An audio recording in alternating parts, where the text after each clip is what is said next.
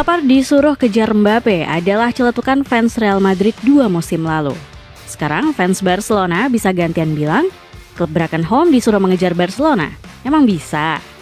Blaugrana resmi memastikan gelar La Liga ke-36 mereka di laga El Clasico. Blaugrana menancapkan dominasinya di Liga Spanyol dengan menjadi kampiun dalam 2 musim terakhir. Hansi Flick masih membuktikan sentuhan magisnya di kompetisi domestik. Meski masih kurang beruntung di Eropa, pencapaian Flick tetap layak diapresiasi tinggi. Pasalnya Blaugrana sebenarnya dihantam beberapa krisis seperti badai cedera dan kedalaman skuad ala kadarnya. La Masia juga masih menjadi penopang fondasi sepak bola Barcelona. Lamine Yamal menjadi salah satu jebolan La Masia sekaligus bintang yang menggendong El Barça musim ini. Bagaimanakah kehebatan Barcelona yang kembali menyabet titel La Liga?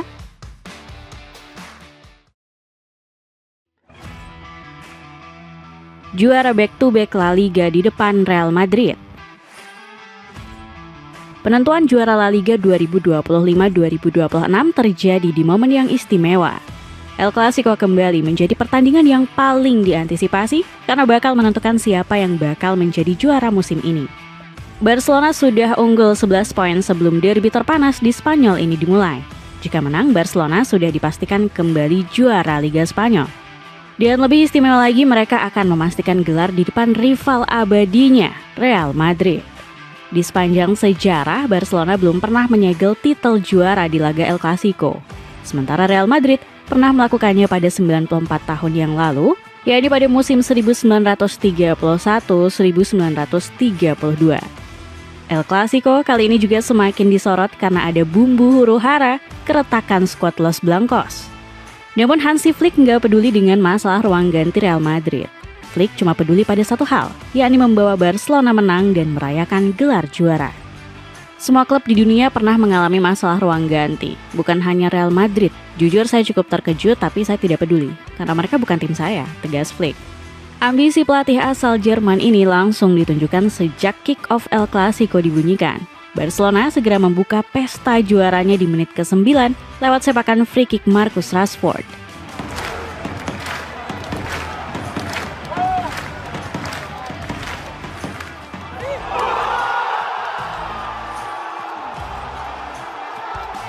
Tendangan keras Rashford menghantam sisi kanan atas gawang Thibaut Courtois. Kiper asal Belgia ini sudah terbang setinggi mungkin tapi masih gagal menjangkau bola.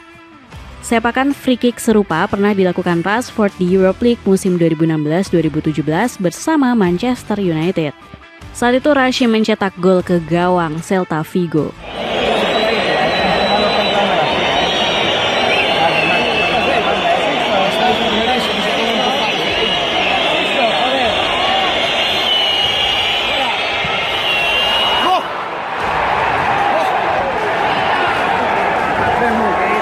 Hasilnya, mereka berhasil menggandakan skor di menit ke-18 lewat skema yang sangat cantik. Berawal dari overload di sisi kiri penyerangan, Fermin Lopez melepas umpan cantik ke arah Dani Olmo di kotak penalti Madrid. Olmo kemudian melakukan backheel pass ke Ferran Torres. Ferran langsung menghajar umpan Olmo dengan finishing ke tiang jauh yang gak mampu dihentikan Courtois.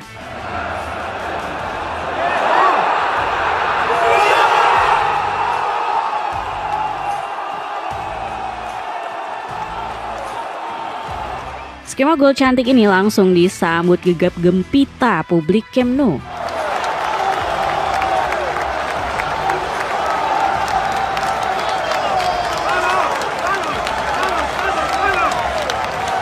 Tertinggal 2 gol membuat mental para pemain Los Blancos semakin tenggelam.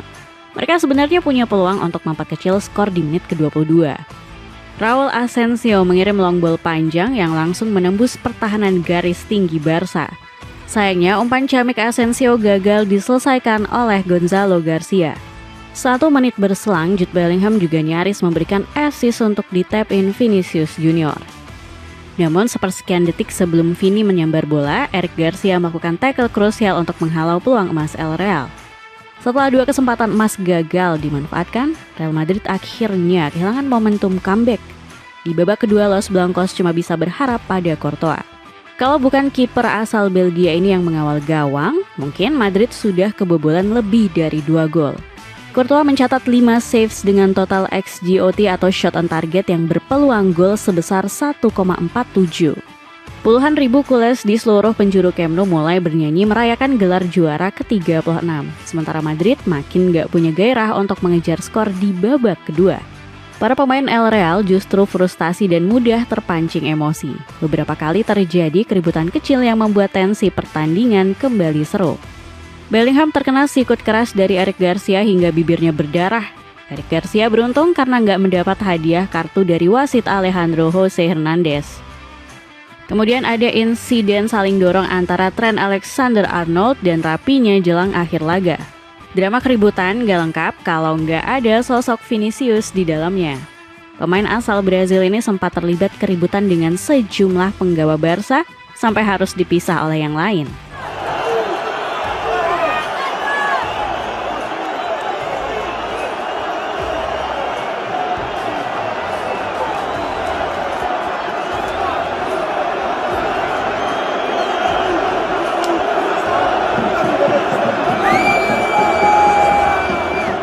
Sang wasit meniupkan peluit berakhirnya pertandingan. Blaugrana resmi merayakan kemenangan sekaligus trofeo La Liga back-to-back mereka.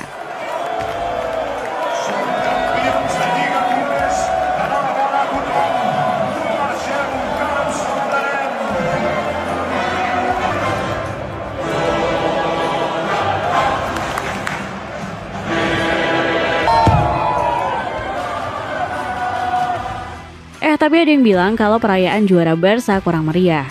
Katanya sih masih ramean selebrasi tim yang menang El Clasico bulan Oktober 2025 lalu.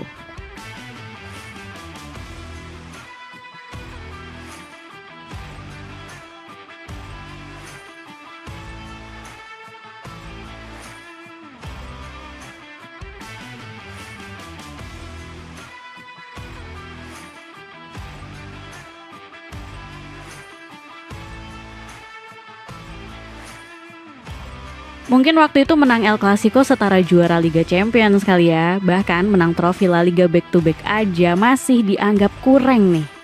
Kalau kata Vinicius, yang penting juara 15 UCL deh. Main jelek nggak apa-apa, asal bisa pamer. Mungkin begitulah falsafah hidup dari pemain asal Brazil ini. Kelakuan Vini kayak nggak asing kalau dikit-dikit bawa trofi UCL gini. Hansi Flick masterclass mengatasi krisis Blaugrana. 2 gelar La Liga dalam 2 musim beruntun bukan sebuah prestasi biasa.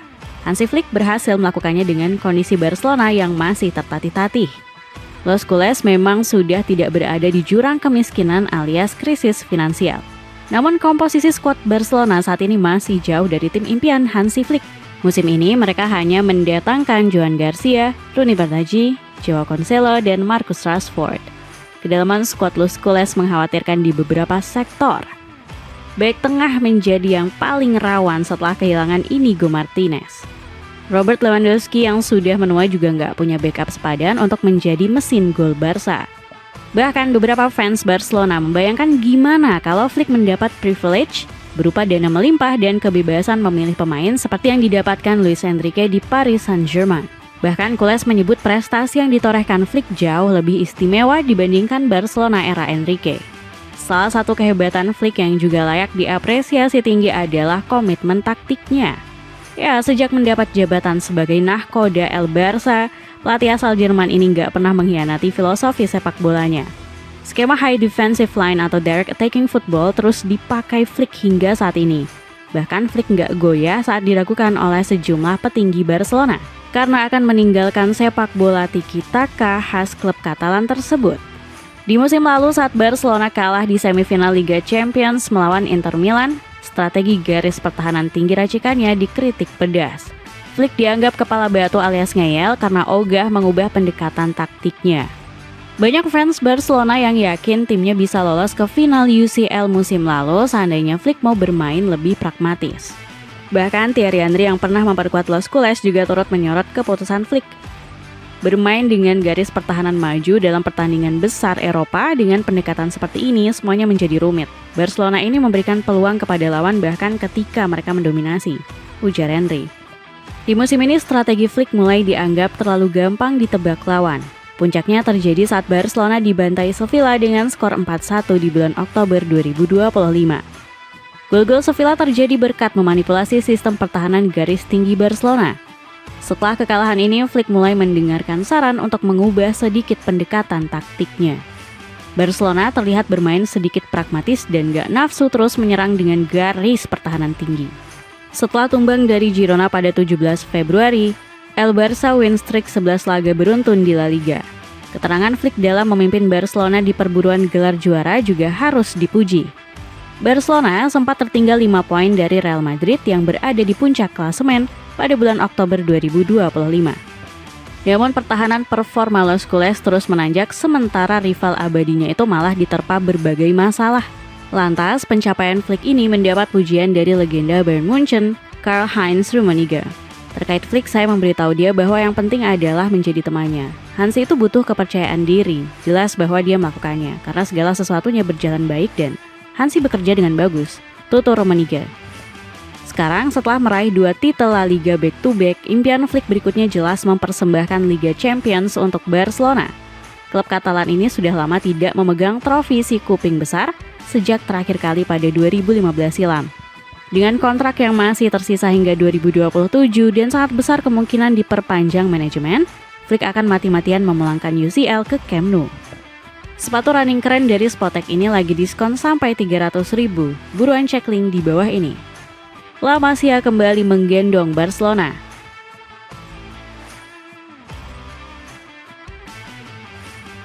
Di saat Barcelona nggak bisa bersaing di bursa transfer dengan dana melimpah, mereka masih punya sumber daya melimpah dari Akademi La Masia.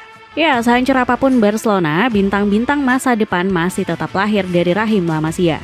Dan di musim ini, La Masia kembali menjadi tumpuan Blaugrana meraih titel juara. Saat Real Madrid menghabiskan 167 juta euro di musim panas lalu, Barcelona cuma keluar dana nggak sampai 30 juta euro. Namun tetap Barcelona yang menjadi juara La Liga.